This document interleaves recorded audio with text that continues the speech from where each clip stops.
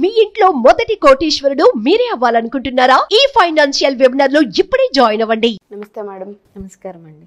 ఇప్పుడున్న ఈ బిజీ స్కెడ్యూల్స్లో చాలా మందిని మనం చూస్తూ ఉంటాం.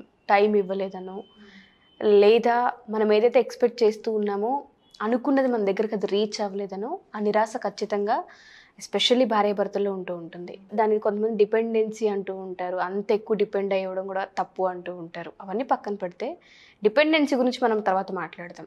ఎంతో కొంత టైం అనేది కేటాయిస్తే బాగుంటుంది అన్నది ప్రతి ఆడదానికి ప్రతి మగాడికి ఆ భార్య మీద భర్త మీద ఖచ్చితంగా ఉంటూ ఉంటుంది. అది ఎప్పుడైతే మిస్ అవుతూ ఉంటామో, ఎప్పుడైతే అడ్జస్ట్ అవుతూ ఉంటామో, ఎప్పుడైతే ఎక్స్క్యూజెస్ని యాక్సెప్ట్ చేస్తూ ఉంటూ ఉంటామో, ఎండ్ ఆఫ్ ద డే లైఫ్లో తిరిగి చూస్తే ఆ రిలేషన్లో ఏం మిగులుతుంది అంటాము. అండ్ ఆ ఒక పర్పస్ కోసం అయితే ఖచ్చితంగా రిలేషన్ ఉండాలి. ఏ పర్పస్ మీద ఆ రిలేషన్ ముందుకెళ్తుంది అంటారు? అసలు మనం ముందర వీడియోలో కూడా ఒకటి చెప్పాను నేను మీకు. కాళిదాస్ గారు నవతరం తల్లిదండ్రుల గురించి ఏమన్నారు అని. ఒక బండికి 2 చక్రాలు లాంటి వారు. ఇప్పుడు మీరు అడిగిన క్వశ్చన్కి ఒక చక్రం లేదు. ఒక చక్రం లేనప్పుడు ఆ బండి పిల్లని ఎక్కించుకుని ఎంత దూరం అని వెళ్తుంది? అలసట వచ్చేదు ఖచ్చితంగా. ఎక్కడో బండి నేను కూడా వదిలేయాలని అనిపించదు. ఖచ్చితంగా అనిపిస్తుంది. అలా వదిలేసినప్పుడు కుటుంబం ఎక్కడుందండి? ఇంకా ఇంత పరుగులు పెట్టి సంపాదనలో పేరు ఊరు వీటి కోసం తాపత్రయ పడిపోయే వాళ్ళకి ఇంక ఈ బండే లేనప్పుడు ఆ జీవితంలో ఎటువైపు వెళ్తుంది ఆ చక్రం? అలా అలా చూడండి, బండికో చక్రం తీసేసి అలా ర్యాండమ్గా స్లోప్ మీద వదిలేయండి, పడిపోతుంది. ఎక్కడికో చోటకు వెళ్ళి పడిపోతుంది. తల్లిదండ్రులు ఇద్దరు కూడా జాగ్రత్తగా అర్థం చేసుకోవాలి. మీరు ఇలా అన్నప్పుడు నాకు అరవింద సమేత సినిమాలో జూనియర్ ఎన్టీఆర్ గారు తండ్రిని మరణించాక తల్లి పడే క్షోభ గురించి ఒక పాట పాడతారు. నాకు ఆ పాట విన్నప్పుడల్లా ఏం గుర్తొస్తుంది అంటే, ఫ్యామిలీకి టైం ఇవ్వకుండా నీకోసమే కష్టపడుతున్నాను కదా, పిల్లోడి కోసమే కష్టపడుతున్నాను కదా, నేను ఏం చేసినా మీకోసమే కదా అని చెప్పుకుంటూ వెళ్ళిపోయి పిల్లోడికి కావాల్సిన కనీసం టైంని కేటాయించకుండా ఈ భార్య అప్పటికే విసుగు చెందిపోయింది. ఇంకా నాకు ఎలాగో టైం ఇవ్వడు, ఇంకా ఇంతే అన్న కన్క్లూజన్కి వచ్చేసి ఒక చిన్న ఆశతో నాకు ఇవ్వలేదు కాబట్టి కన్న కొడుకో కన్న కూతురికో తప్పనిసరిగా ఇస్తాడు అని ఒక చిరు కోరికతో కన్సీవ్ అవుతుందండి. కనీసం బిడ్డ పుట్టాక ఆయన ఈ మనిషి మారతాడు అని కన్సీవ్ అవుతుందండి. ఫస్ట్ ప్రెగ్నెన్సీ రూపంలోనూ టైం ఇవ్వక, పోన్లే పిల్లోడు బయటకు వచ్చాక టైం ఇస్తాడని అనుకుని, పిల్లోడు పుట్టాక కూడా టైం ఇవ్వక, ఇంకా హ్యాపీగా పుట్టింట్లో ఉంది కదా అని చెప్పేసి అనుకున్న తల్లిదండ్రులు ఎంతమంది ఉన్నారు? ఆ తర్వాత పిల్లోడు స్కూల్కి వెళ్ళి సంవత్సరం అయిపోతుంది, 2 సంవత్సరాలు అయిపోతుంది, 3 సంవత్సరాలు అయిపోతుంది, అప్పటికీ పిల్లలకి తండ్రి టైం ఇవ్వకుండా ఉంటే ఎంత కన్న తల్లైనా కూడా ఈ జీవితం వ్యర్థం, ఎవరి కోసం బ్రతుకుతున్నాను, కనీసం వీడు పుడితేనైనా అతని ఏం కోరుకుంటుందండి తల్లి? జస్ట్ ఆ ఫాదర్ యొక్క ప్రెజెన్స్. ఎగ్జాక్ట్లీ. టైం కూడా కాదండి, ప్రెజెన్స్ అంటే ఏంటి? మనసా వాచా కర్మన ఆ తండ్రి ఆ పిల్లోడికి ఇచ్చే కొన్ని క్షణాలు, ఆ క్షణాలే కదా తల్లి కోరుకుంటుంది. ఇలాంటి తల్లులు ఆర్మీలో పనిచేసే వాళ్ళు భార్యలు ఉంటారు చూడండి, వాళ్ళకి తెలుసు నా మొగుడు ఒక కాజ్ గురించి అక్కడే ఉంటున్నాడు కాబట్టి ఈ బాధను నేను దిగమింగుకోవాలని వాళ్ళకి తెలుసు. కానీ రోజు పొద్దున్నే ఆఫీస్కి వెళ్ళి ప్రమోషన్ల కోసం, బాస్ని ఇంప్రెస్ చేయడాల కోసం, ఇంకా ఏవో డబ్బులు సంపాదించాలని రాత్రి 8 అయినా కూడా ఇంటికి రాని హస్బెండ్స్ ఫాదర్స్ ఇంట్లో ఉంటారు చూడండి, ఆ తల్లిని కదిపితే ఏడ్చేస్తుందండి. ఎందుకు? ఎవరి కోసం? రాత్రి కనీసం సాయంత్రం 6 అయ్యేటప్పటికి భర్త ఇంట్లో లేకపోతే ఆ రోజు పడినంత కష్టం ఎక్కడ సేద తీర్చుకుంటుంది? ఆ పిల్లోడు స్కూల్లో జరిగినవన్నీ చెప్పుకోవాలనుకుంటాడు, ఎవరితో చెప్పుకుంటాడు? ఏమన్నా అంటే ఇవన్నీ మీకోసమే కదా, ఎందుకు? రేపు పొద్దున్న 12-13 ఏళ్ళు వచ్చాక ఫాదర్ ఫిగర్ లాంటి వాడు ఇంట్లో లేకపోతే ఆ పిల్లోడు బయట ఎవరినో రోల్ మోడల్గా అడాప్ట్ తీసేసుకుంటాడు. తండ్రి గౌరవం ఉండదు, తండ్రి గుర్తింపు ఉండదు, నువ్వు నా కోసం ఏం చేసావు అన్న క్వశ్చన్ ఎందుకు వస్తుంది అంటే క్వాలిటీ టైం ఇవ్వక. కానీ ఆ లిరిక్స్ మళ్ళీ ఒకసారి చూద్దామండి. ప్రతి తండ్రి ఈ లిరిక్స్ వినాలి. ఎవరైనా ఇలాంటి ఫ్యామిలీలో ఉంటే ఆ తల్లి ఈ లిరిక్ చూపించాలి. అది ఆ పాట మరి ఎంత పర్ఫెక్ట్గా వస్తుందో నాకు తెలియదు, కానీ నా మాటల్లో ఆ పాటను తీసుకొస్తే కనీసం కొంతమంది తల్లులకి వాళ్ళ యొక్క బాధని ఎవరో అర్థం చేసుకున్నారని తెలుస్తుందని చెప్పి నేను ఒక చిన్న ప్రయత్నం చేస్తున్నాను.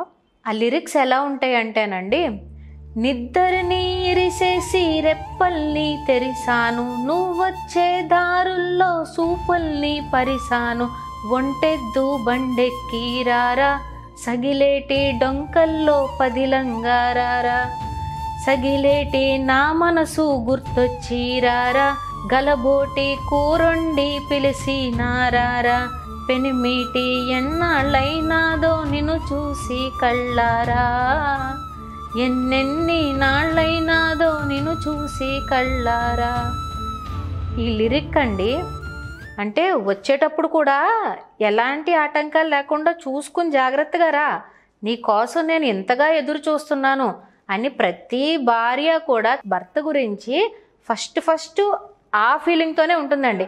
ఆ తర్వాత చిరాకులు కోపాలు డెవలప్ అవుతాయి తప్ప ఫస్ట్ ఈ లిరిక్లో ఏ లైన్ అయితే ఉందో మళ్ళీ ఒక్కసారి ఆ సాంగ్ పెట్టుకుని జూనియర్ ఎన్టీఆర్ గారి ఎమోషన్తో, నాన్న ఒక్కసారైనా అమ్మ నీ కోసం ఎలా ఎదురు చూసిందో నీకు తెలుసుంటే రోజు సాయంత్రం నువ్వు ఇంటికి చేరిపోయేవాడు నాన్న అని ఆ బాధని ప్రతి తల్లి తండ్రి చూడాలండి.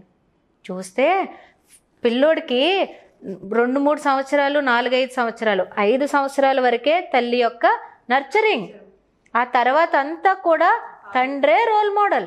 ఆ రోల్ మోడల్ని నా కొడుక్కి, అది కూడా జీవితకాలమా కాదు, ఆ 5-6 సంవత్సరాల నుంచి కరెక్ట్గా 13-14 అండి, ఆ 7 సంవత్సరాలు కనుక తండ్రి చక్కగా టైంని బ్యాలెన్స్ చేసుకోగలిగితే పిల్లోడికి మంచి ఫాదర్లీ ఫిగర్ అవుతాడు.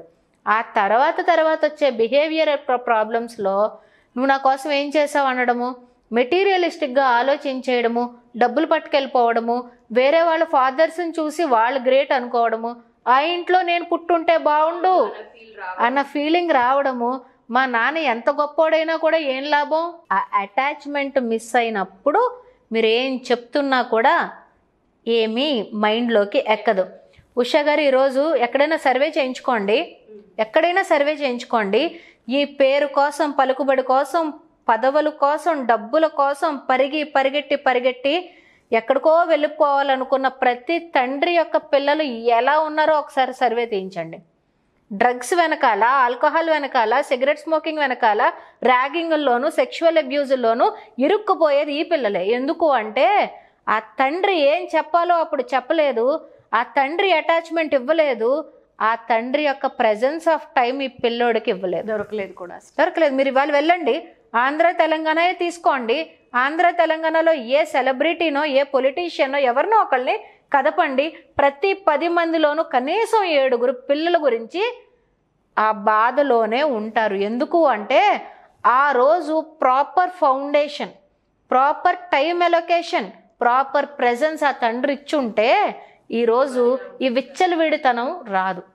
రేపొద్దున ఇప్పుడు పడి పనిచేసేస్తున్న తండ్రులందరికీ చెప్తున్నాను, కష్టపడుతున్నారు, మరి ఆ కష్టానికి తగ్గ ఫలితం మీకు ఫ్యూచర్లో చూడకపోతే మీరు ఎంత కృంగిపోతారు. పలానా వాళ్ళ కొడుకు అని ఎవరైనా ఇన్సల్ట్ చేస్తే అసలు తీసుకోగలరా? ఆల్రెడీ అంబిషియస్ పేరెంట్ కదా, అంబిషియస్ ఫాదర్ కాబట్టే కదా ఇంతలా కష్టపడిపోతున్నాడు. రేపొద్దున్న ఒక హైట్స్కి, ఎపిటోమ్కి రీచ్ అయిపోయాక ఎవరైనా వచ్చి ఇంతమందికి ఉద్యోగాలు ఇచ్చావు కదా నువ్వు, ఇంతమందికి లైఫ్ ఇచ్చావు కదా నువ్వు, నీ కొడుకు పరిస్థితి ఏంటి అని అడిగినప్పుడు ఆ తండ్రి సగం చచ్చిపోయినట్టండి. అలాంటి పరిస్థితి రాకుండా ఉండాలి అంటే చూడండి, ప్రతిదీ మన చేతుల్లోనే ఉండదు, కానీ కొన్ని సంస్కారాలు తండ్రి తల్లి చెప్తేనే వస్తాయి. కొన్నవేవో పూర్వజన్మ సంస్కారాలు ఉంటే వాటికి మనం ఏమీ చేయలేం, చూడగలం తప్ప. కానీ చెడు వ్యసనాలకి వెళ్ళే పిల్లల్ని సర్వే చేస్తే ఏం తెలుస్తుంది అంటే ఆ proper emotional connection with father presence లేకపోవడం వల్లే వస్తుంది.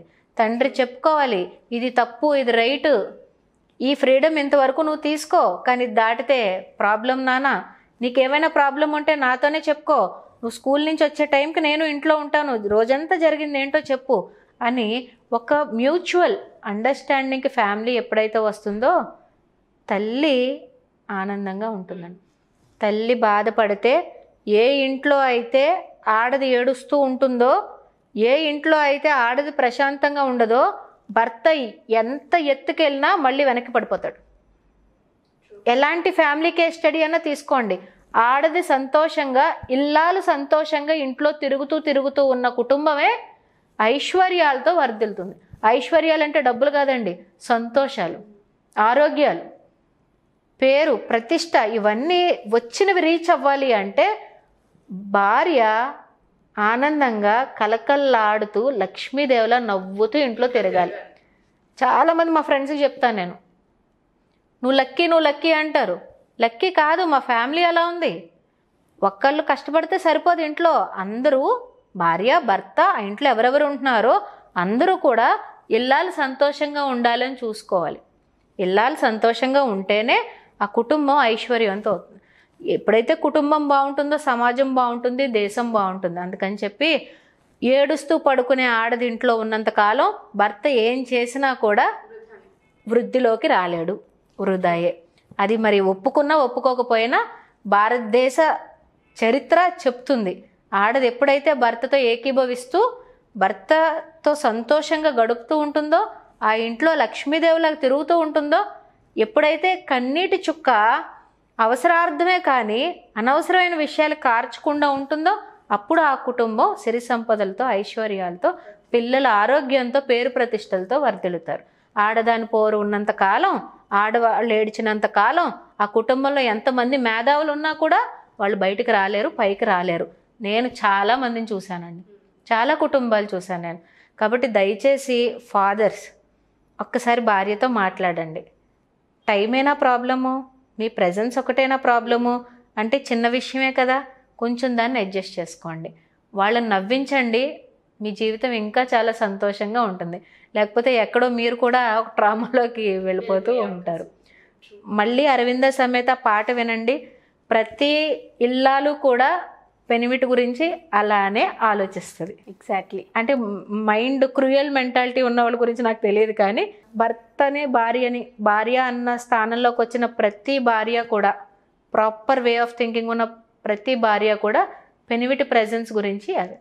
ఫస్ట్ ఆ థాట్ వచ్చాకనే మిగిలినవన్నీ ఎక్స్పెక్టేషన్స్, బయటకు తీసుకెళ్ళట్లేదని అట్టట తర్వాత గొడవలన్నీ అవి. అవును. ఫస్ట్ ఏంటంటే కళ్ళ ముందు భర్తను ఆస్వాదించుకోగలగాలి. నా భర్త ఇలా ఉన్నాడు, ఇంతసేపు నా ముందు ఉన్నాడు అంటే అప్పుడు ఏదైనా మాట్లాడడానికి స్కోప్ ఉంటుంది, కమ్యూనికేషన్ అనేది క్రియేట్ అవుతుంది, పిల్లలు బాగుంటారు. నేను ఇప్పుడు భార్య భర్తల గురించి చెప్పట్లా, పిల్లల గురించి. పిల్లోడు బాగుండాలి, పిల్ల బాగుండాలి, పిల్లలు బాగుంటారు, కుటుంబం బాగుంటుంది. Thank you so much madam. ఎందుకు అంటే చాలామంది మనం మీ దగ్గరకు వచ్చిన కేస్ స్టడీస్ చూసుకున్నా, అప్రోచ్ అయిన వాళ్ళని చూసినా చాలాసార్లు మనం మాట్లాడుకుంటూ ఉన్నాం, భర్త ఇన్ టైంకి ప్రెజెన్స్ ఉండదని, తల్లొక్కతే ఆ ఫ్యామిలీని లీడ్ చేయడం వల్ల తెలియకుండా పిల్లవాడు దాన్ని స్ట్రెస్గా తీసుకొని ఆల్కహాల్కి బానిసైన వాళ్ళు, ఎడ్యుకేషన్ని పాడు చేసుకున్న వాళ్ళు, పక్కదారిని పట్టిన పిల్లలు ఎన్నోసార్లు మీరు మాట్లాడడం జరిగింది. దేనివల్ల అని మనం ఒకసారి బ్యాక్గ్రౌండ్ హిస్టరీకి వెళ్తే ఎక్కడో ఫాదర్ టైం ఇవ్వకపోవడం, ప్రెజెన్స్ అనేది లేకపోవడం, పట్టించుకోకపోవడం వల్ల ఇవన్నీ తలెత్తుతూ ఉంటాయి. సో అట్లీస్ట్ ఇప్పుడైనా చూసి కనీసం మినిమం ఆలోచించైనా సరే పిల్లల భవిష్యత్తు కోసమైనా సరే ఆ ప్రెజెన్స్ అనేది ఉండేలా చూసుకుంటారని ఆశిద్దాం. And wonderful lines and wonderful episode. పర్సనల్గా నాకు చాలా బాగా నచ్చిన ఎపిసోడ్ ఇది. పిల్లల్లో సైకలాజికల్గా ఏదైనా చిన్న ఇబ్బందులు ఉన్నాయి, లేదు బిహేవియర్లో కొన్ని చేంజెస్ చేయాల్సిన అవసరం ఉంది, లేదు పేరెంట్కి కిడ్కి మధ్య కమ్యూనికేషన్ ఏదో సరిగ్గా లేదు అని అనిపించింది, ఏదైనా అనిపించి మిమ్మల్ని అప్రోచ్ అవ్వాలి అనుకుంటే ఆఫ్లైన్ కానివ్వండి, ఆన్లైన్ కానివ్వండి, ఏ విధంగా ఉంటుంది? Both online and offline sessions are available అండి. కానీ ఈ తల్లుల్ని దృష్టిలో పెట్టుకునే మనం ఎక్కువ పనిచేస్తున్నాము. ఎందుకంటే తల్లి ఎప్పుడైతే నవ్వుతూ హ్యాపీగా ఉంటుందో కుటుంబం అంతా కూడా హ్యాపీగా ఉంటుంది. మన బాల్యశోభ పుస్తకం యొక్క ఇంటెన్షన్ కూడా అదేనండి. ఒకవేళ ఈ తరం తల్లిదండ్రులకి ఏమైనా ఒకటి రెండు తెలియకపోతే ఆ పుస్తకంలో అవేర్నెస్ ఇస్తూ వాళ్ళని స్ట్రెంథన్ చేయడానికి. అలాగే మీరు అన్నట్టు ఎగ్జామ్ ఫియర్ కూడా పిల్లోడు టెన్షన్ పడుతుంటే పిల్లోడి కన్నా తల్లి అండి ఎక్కువ సఫర్ అయ్యేది. అమ్మో ఈ టెన్షన్ పడిపోతున్నాడు, వీడికి షివరింగ్ వచ్చేస్తుంది, వీడికి ఒళ్ళేంటి చల్లబడిపోయింది అని చెప్పి. సో ఈ ఎగ్జామ్ ఫియర్లో కూడా యాంగ్జైటీ, స్ట్రెస్, ఫియర్ అన్నీ కంట్రోల్ చేసి స్టడీ టెక్నిక్స్, మెమరీ టెక్నిక్స్ చెప్పే కోర్సు ఎక్కువ మంది అడుగుతున్నారు కాబట్టి ఒక్కొక్కరికి అదే విషయాన్ని చెప్పలేము కాబట్టి ఒక కోర్స్ కింద రికార్డ్ చేసేయడం జరిగింది. అండ్ నార్మల్ ఇవి కాకుండా ఏదైనా స్పెషల్ ఇష్యూస్ ఉన్నా కూడా పేరెంటింగ్ గైడెన్స్ కావాలన్నా కూడా స్క్రీన్ పైన ఉన్న నెంబర్ కాంటాక్ట్ చేస్తే డీటెయిల్స్ అన్నీ వాళ్ళకి లభ్యమవుతాయి. Thank you ma'am. Thank you so much. Thank you. Suman టీవీలో మీ పర్సనల్ అండ్ బిజినెస్ ప్రమోషన్స్ కోసం కింది నెంబర్కి కాంటాక్ట్ చేయండి.